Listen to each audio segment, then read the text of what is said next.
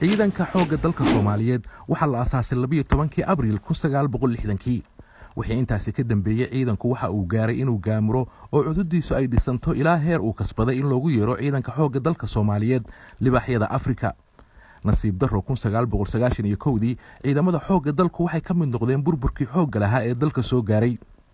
markii ay dib u soo laabatay dowladnimada Soomaaliya mas'uuliyadda koowaad ee looga fadhiyay dhammaan dowladihii dalka soo maray waxay ahayd dhismaha ciidanka xoogga dalka.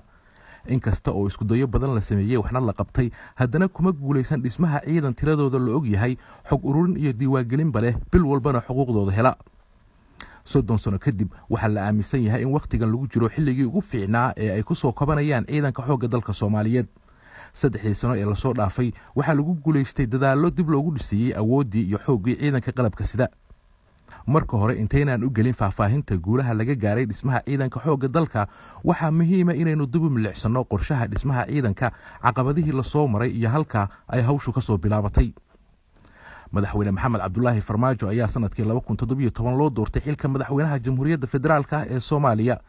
madaxweyne farmaajo oo garowsan dhibaatada ay argagixisadu ka hayaan shacabka Soomaaliyeed iyo sida ay muhiim u tahay in dalka looga ciribtiro ayaa doorashadiisa kadib waxa uu hamigiisa koowaad ka dhigtay in la qaado duulaan dalka looga xoreynayo argagixisada shabaab.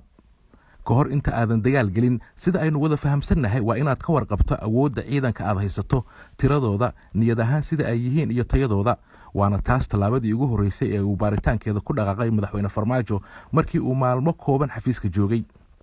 madaxweynaha ayaa isugu yeeray saraakiisha sarsare ee ciidanka xoogga dalka isagoo la yeeshay wareysiyo kala duwan kadibna waxa uu booqday talisyada iyo fariisamaha ciidanka xarunta wasaaradda gaashaandhigga iyo goob kasta oo ciidanku saldhig ku lahaa. sida ay noo sheegeen saraakiil sarsare oo ciidamada ka tirsan baaritaankii uu sameeyay madaxweyne farmaajo waxa uu soo baxay in hawl badan oo ay muhiim tahay in la qabto ay ka horeyso hamigiisii ahaa qaadista duulaan guud ahaan dalka looga ciribtirayo shabaab. madaxweyne farmaajo wareysiyadii uu la yeeshay saraakiisha ciidanka iyo baaritaanadii uu sameeyay waxa uu ku ogaaday in ciidanka xoogga dalku ay u jiraan magac ahaan iyo tiro ahaan balse ay meesha ka maqan tahay waxyaabo badan oo ay khasab tahay inuu leeyahay ciidan qaran sida in la og yahay tirada rasmiga ah ee ciidanka xogta iyo diiwaanka askariga ilaa iyo sarkaalka ugu sarreeya niyad wanaagga wadaniyadda iyo helitaanka mushaharka ciidanka. anigu runtii waxaan ogaaday in ciidamadu aysan fayl lahayn markii aan tagay wasaaradda gaashaandhigga. markii aan iri taliyaashii ciidanka hogaaminaya feelashin ii keena aysan feelo lahayn waan iri askarta ka shaqeysa xafiiska personaalka ama xafiiska ciidanka taliyahii joogay feelkaaga ii keen uusan feel lahayn yaa waxay caddaatay in loo baahan yahay dib u habeyntan iyo reformkan oo degdeg in loo sameeyo. kasakow baaritaanka uu sameeyay madaxweyne farmaajo waxa dhinaca kale ka soo yeeray war aan wanaagsanayn kaas oo ka markhaati kacaya xaaladda cakiran ee uu indhihiisa ku arkay madaxweyne farmaajo. waa dowladda Mareykanka oo markan jartay dhaqaalihii ay siin jirtay ciidanka militariga Soomaaliya kadib markii ay aragtay musuqmaasuq baahsan oo lagu sameeyay gargaarkii ay ciidanka siinaysay.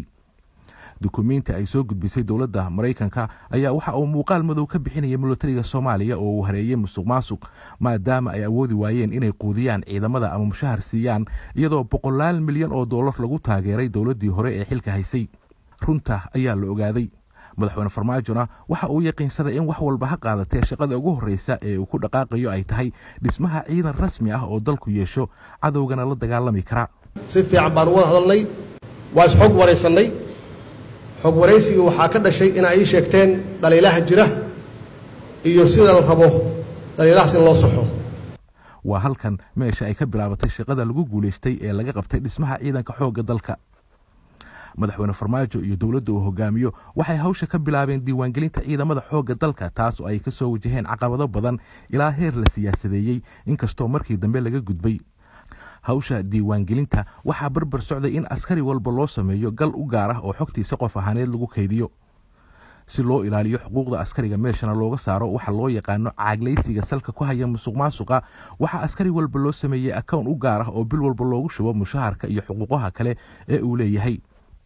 hawsha kale ee sida hagar la'aanta ah loo bilaabay waxay ahayd tababarada ka kala socda gudaha dalka iyo dibadda kuwaas oo kor loogu qaadayay aqoonta iyo tayada ciidanka. kumanaan dhalinyaro ah oo ka soo baxay jaamacadaha iyo dugsiyada sare ayaa ka mid noqday ciidanka xoogga dalka kadib markii uu hilaacay iftiin muujinaya inay soo dhawaatay soo laabashada ciidankii adduunka looga yaqaanay libaaxyada Afrika. dhalinyaradu sidoo kale waxay ka jawaabayeen baaqii madaxweyne farmaajo oo ahaa inay muhiimad weyn dalka u leedahay dhalinyarada oo ku soo biira ciidamada qalabka sida ciidanka marka uu qoranayo wuxuu u qoranayaa maaha in loo ka helo inuu shaqo ka helo oo ku noolaada maaha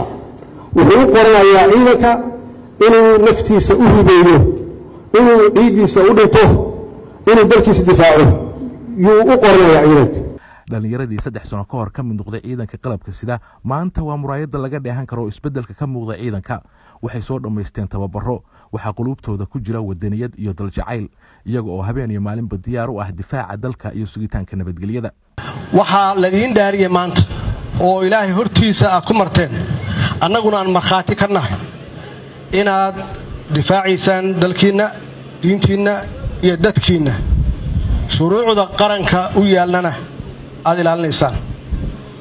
waa mas'uuliyad aad iyo aad u weyn maxaa yeelay waxaad maanta ku dhaaratay inaad diyaar u tihiin inaad u dhimataan oo dhiiggiin u daadaysaan wax ka dambeeya ma jiro qof ku hibay naftiisa dalkiisa inuu ku bixiyo wax ka dambeeya ma laha taas runtii waxay ka turjumaysaa xaaladdan ku jirno oo laydinku dhaariyay inaad difaacdaan dalkiina markuu nabadda yahay iyo marka uu colaad ku jiro dagaal ku jiro adduunka iyo bulshada caalamka ee dalka taageerta waxa soo jiitay horumarka iyo daacadnimada ka muuqata hawsha baaxadda leh ee dib loogu dhisayo ciidamada qalabka sida ee Soomaaliya waana mid sababtay in maalmihii la soo dhaafay dawladda Mareykanku ay mar kale ku dhawaaqdo soo celinta dhaqaalihii ay ku taageeri jirtay ciidamada xoogga dalka kaas oo ay hore u jirtay sanadkii 2017 sida aynu ku soo sheegnay qaybta hore ee barnaamijka qoraal ka soo baxay safaaradda Mareykanka ee Soomaaliya ayaa lagu sheegay in dawladda Mareykanku ay amaanayso talaabooyinka ay qaaday dawladda Soomaaliya si loo horumariyo maamulka maaliyadeed ee ciidamada xoogga dalka taas oo qayb ka ah isbedelada lagu sameeyo hay'adaha dawliga ah tani waxay Mareykanka siinaysaa kalsooni dheeraad ah oo ku aadan hababka la xisaabtanka ee kheyraadka deeq-bixiyaha ayaa lagu yiri qoraalka ka soo baxay Mareykanka 3 sano kadib Soomaaliya maanta waxay leedahay ciidan la isku haleyn karo la og yahay tiradooda tayadooda leh xog iyo diiwaan rasmi ah bil walbana hela xuquuqda ay qaranka ku leeyihiin qarankeenu wuxuu yeeshay ciidamo awood leh oo sugi kara amniga gudaha iyo badqabka xuduudaha dalka geesiyiintu waxa ay durba bilaabeen hawlgallo lagu sugayo xuduudaha dalka iyadoo oo gobolka Gedo ay iminka ka socoto hawlgallada lagu xaqiijinayo badqabka xuduudka ee nula leenahay dawladda inagu haysata badda ee Kenya xuduudaha annaga iskale hadday tahay cirka hadday tahay dhulka wax una qabateen leeyahay ma jiraan waa inaan ogaano waxa soo galaya dalkeena soo galaya inaan ogaano oo meeshii immigration u joogo haddii marka maamulkii uu yiraahdo immigrationka ma rabo ma soo galayaan oo ma imaanayaan wixii dawladdu ay lahaydna ma ogolaanayno oo waa iska celinayna khasbiyan marka waa inaan helno some mechanism qaab farsamo inaan helno aan ku xaqiiqsano waxa soo galaya iyo wax ka baxaya inaan ogaano dawladdaani runtii waxay ka shaqaysay inay soo celiso sharafka iyo karaamada ummadda Soomaaliyeed iyo ka shaqaysay shacabka Soomaaliyeed si weyn ayay ugu farxeen una soo dhaweeyeen isbedelka ka muuqda ciidanka iyo inay maanta arkaan ciidan Soomaaliyeed oo sugaya xuduudaha dalka dawladda Soomaaliya oo halgan ugu jirta isku filnaansho dhinac walba leh ayaa waxa xusun midan in markii ugu horeysay ay kor u qaaday mushaharka ciidamada oo markii hore ahaa $100 halka iminka laga dhigay $230 iyada oo ay rajadu tahay in intaasi laga sii badiyo si kastaba dhismaha ciidanka qaranku waxay ahayd mas'uuliyad dastuuri ah oo saaran dawladda uu hogaamiyo madaxweyne Farmaajo waxa kale oo ay kamid ahayd ballanqaadyadii madaxweynaha balse waxa la dhihi karaa guusha wanaagsan ee 3 sano kadib laga gaaray dhismaha ciidanka xoogga dalka waxa door weyn ka qaatay baaritaankii iyo kurgalidii uu sameeyay madaxweyne Farmaajo maalmihii ugu horeeyay ee xilka loo doortay waxa soo noolaaday hamigii madaxweyne Farmaajo ee ahaa in dalka laga ciribtiro argagixisada shabaab madaxweynuhu iminka wuxuu haystaa ciidamo tayo leh oo og yahay tiradooda ciidamo bil walba hela xuquuqdooda ciidamo qalabaysan oo ah wadaniyiin diyaar u ah xoreynta iyo difaaca dalka runtii waxaad gaarteen guulo runtii taariikhi ah yaa gaarteen waana meesha ay ka bilaabanayso dawladnimadeena iyo la dagaalanka musuqmaasuqa maxaa yeelay see mushaar loo bixiyaa haddii ciidanka aan la garanayn haddana waa ku mahadsan yihiin saraakiishii nagala qayb gashay iyo askartiiba inay ogolaadaan in la maro sida saxa ah oo askariga dhabta ah iyo meesha uu joogo iyo garaadihiisa in la hayo si aan u ogaano yaa shaqayn kara oo diyaar ah iyo yaa howlgab ah iyo yaa maxaan ku rahdaa curyaan ah oo u baahan in maaragtay la daryeelo marka runtii waa horumar weyn oo la gaaray insha allahna aan xoojinno hala adkeeyo oo hala ilaaliyo systemka hala ilaaliyo maxaa yeelay hadda systemkii la dhisay haddii la dayaco oo waxa laabaan wixii la qabtay waxa weeye waa hal bacaad lagu dhisay haddaan nahay dadkii dhashii lahay dalkan difaac iyo dagaal diyaar baanu nahay